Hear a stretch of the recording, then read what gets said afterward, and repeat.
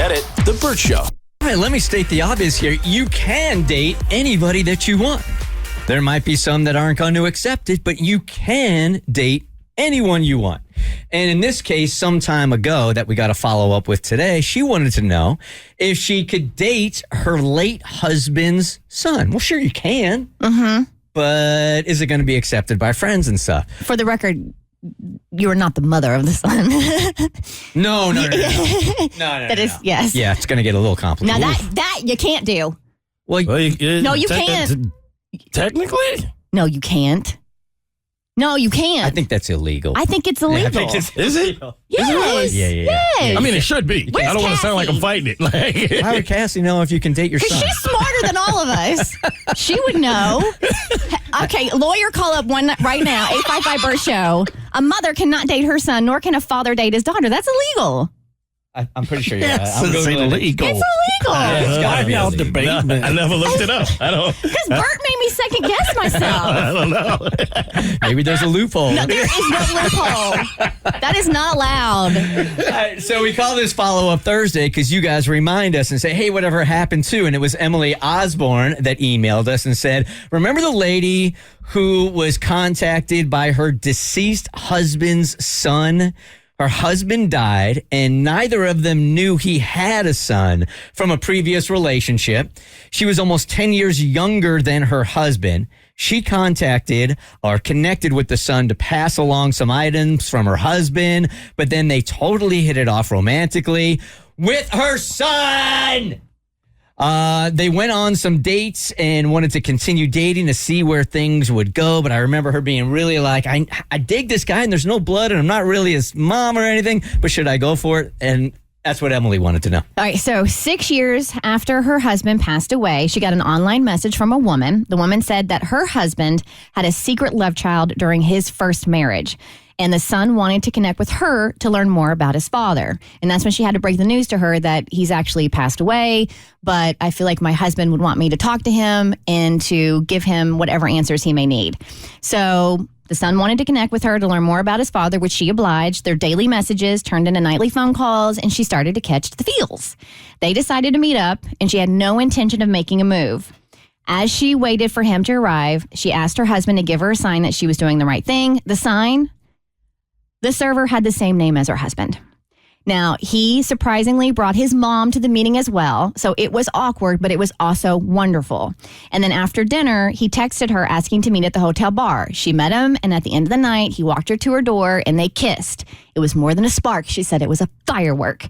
Afterwards, he said he was going to look at his calendar to book a trip to visit her. She believes her husband was the one who helped set it up, but everyone disagreed on the show. What has happened since? All right, Mo, you've got the email. Hello, Bert Show. Hello. Hi. I was shocked someone was actually interested in knowing what happened between Jake and I. But maybe I shouldn't be considering how unique of a situation this is. I'll cut right to the chase. We are still together. Ooh. Okay. And as of right now, yeah, I didn't sound excited about that. Look, she can do what she wants. There again, not mom's son. No. Not blood. No, there's no blood. You can date whoever you want. It's just her deceased husband's son. So I'm sure there are some similarities. We are still together, and as of right now, nobody is any the wiser. We have chosen to keep our romance a secret. But ironically, we recently discussed it might be time to come clean.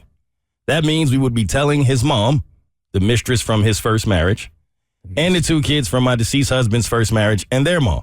Okay, hold on. I'm a little confused. The mistress from the previous marriage? Yes, that would be Jake's mom. Jake's mom. The one, the woman she met at dinner. Okay, got it. Because she's none the wiser that her son is having a relationship with the man she slept with's wife. Okay. Whew. Muy complicado. Yep. For the record, shortly after I met with Jake, he reached out to his half-siblings. They have had communication but have not met. Their mother was obviously shocked that her husband had a child out of wedlock. Cindy has suspicions that he wasn't faithful, but never imagined 30 plus years the love child would be sending her children a DM. I kept myself out of it and didn't broker any communication. After Jake reached out to them with the news, Cindy contacted me and I confirmed. I simply told her that Jake has also reached out to me and that I shared what I could about his father. Cindy has yet to make contact with Jake or his mother, but she is not discouraging her kids from having a relationship with their half-brother. She's simply requesting time to adjust to the news. Now, how do we tell them Jake and I are in a relationship? I don't expect anybody to understand the chemistry and bond we have. Jake and I talk daily. We visited each other several times, and each time our feelings grow stronger. And yes, I'm still seeing my therapist. In my heart, I still firmly believe my husband sent Jake to me. There have been other signs since the server, but I'm afraid you will think I'm crazy if I share, so I'm going to keep those to myself. But that's the update. Jake and I are happy and in love. We just have to figure out a way to share the news. All right, so the superficial part of this thing here is we can assume that they have been physical after all this time. Yeah, because we first heard from her back in May. So she has hooked up with Pops and his son. Yes. Yep. Yes. Okay. Mm-hmm. Yep. Secondly, look, when you tell the family about this, you cannot expect anybody's going to accept it. Yep. I mean, this is one of those things you just got to go into and you have to say, this is going to be a hornet's nest, but this is our truth, so we're going for it. Which she said. So at least she's not delusional about it, I guess. She knows exactly what she's doing, and she doesn't care. Do you really have to say anything? At some point, I mean, I think if it gets to a point where it's really, really serious, you should bring everybody else in on it. Can't it just be like an invitation to the wedding? That's the first time you're going to realize that they were dating. Yeah, this one's going to be real ugly for a long time. Yeah, you got to face it. The Bert Show. So first, thanks for watching. Second, you like what you just watched? That just scratches the surface. Get the Bert Show on any podcast platform. We're so good.